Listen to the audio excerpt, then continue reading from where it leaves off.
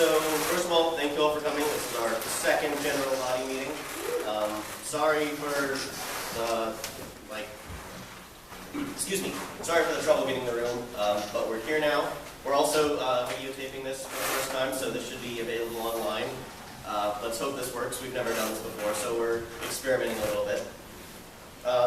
Just to go over some of the things that we are doing today, this is our short list.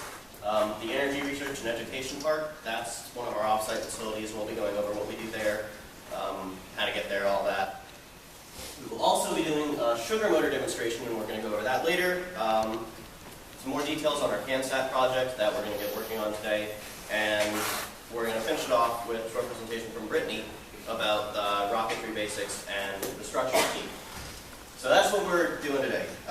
Just to kick things off, our energy park, it's our off-campus facility. This is where we have a lot of meetings. It's where we build the rocket. There's machinery in there. I know I've spent a lot of all-nighters over there. We've written reports there. It's a place where we can go that our team has our own office and we can sit there and work at any time. We also share this space with two other teams, the Human-Powered Vehicle team and the Solar Gators. So we just share all our manufacturing space with them. There's some equipment that you can see up there. We have all this, some more. It's a pretty robust space. We're working there for now for this semester.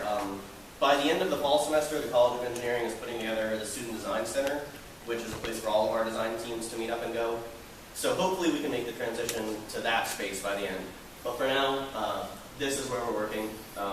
This is where we store all our rockets, our parachutes, our equipment, everything we're using throughout here.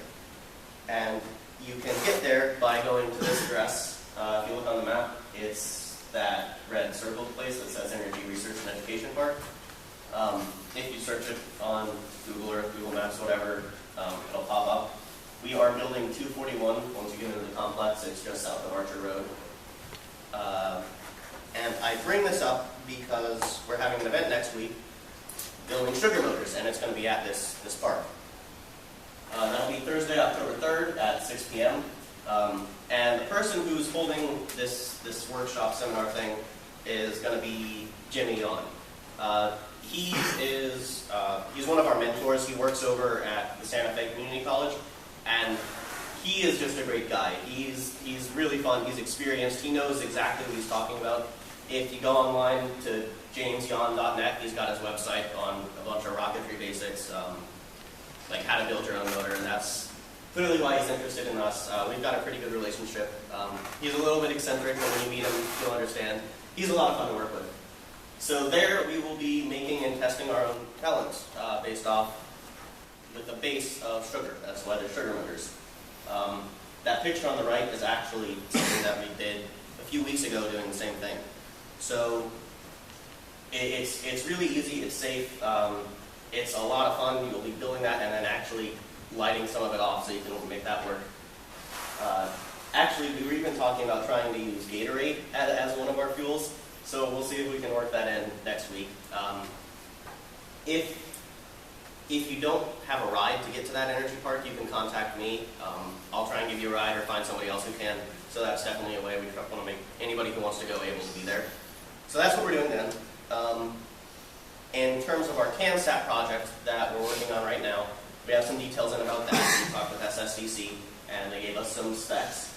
So what we're looking at is 1,000 feet altitude and nothing more, so that's our target altitude. If we do that, we can launch at a nearby field instead of traveling 2 or 3 hours away, which is pretty ideal for us and the high schools that we're working with. You can see the weight dimensions. We need it to be recoverable on its own. We're also looking at using an H-class motor. If you're not sure what that means, that's okay.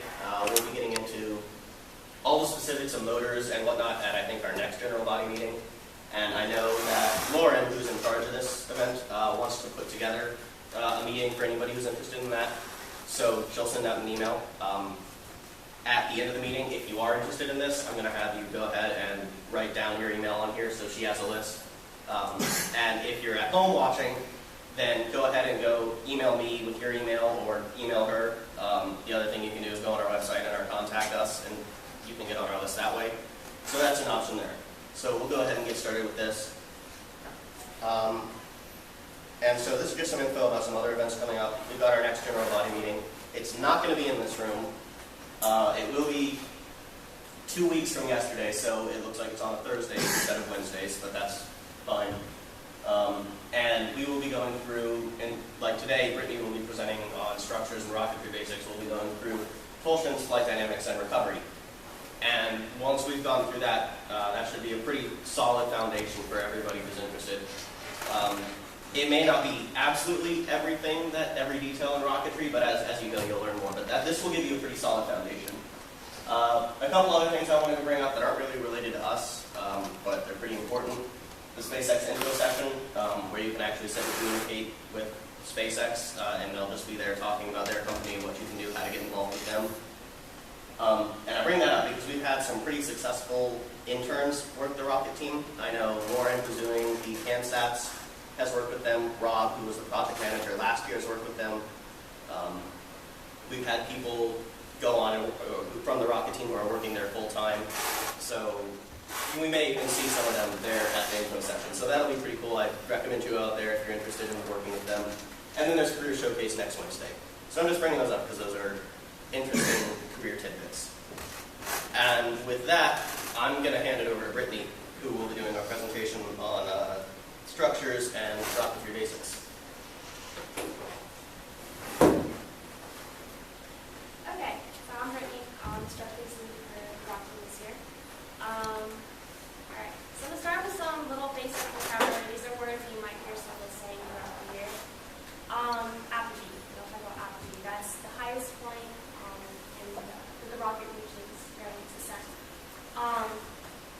So normally when you run models, you kind of see how high it goes. There's certain computations where you have to reach a certain altitude and stuff like that. There's drag, that's the force that resists the motion of the vehicle, so that's the air. Thrust is the upward force that we use motors with, but propulsion is over that next to the center of gravity and center of pressure, those are really important in determining the stability of your rocket. So your center of gravity is the point at which you can bounce the rocket on one thing. So that's like fire guard mass down on the side is where the center of gravity is. Center of pressure is the point at which all the forces act. So that's where you're dropping by a diagram you see drag, lift, things like that. Okay, so building a rocket, here's the main parts. So you have the nose cone. This is really important for the aerodynamics because that's what pierces through the air. If you're supposed to design to reduce drag, so there's different shapes. There's different shapes like the ogive, parabolic, and cone. Normally for like really fast stuff, like you see in the SR-71, they have more cone shapes. And then if you're going at lower speeds, like you see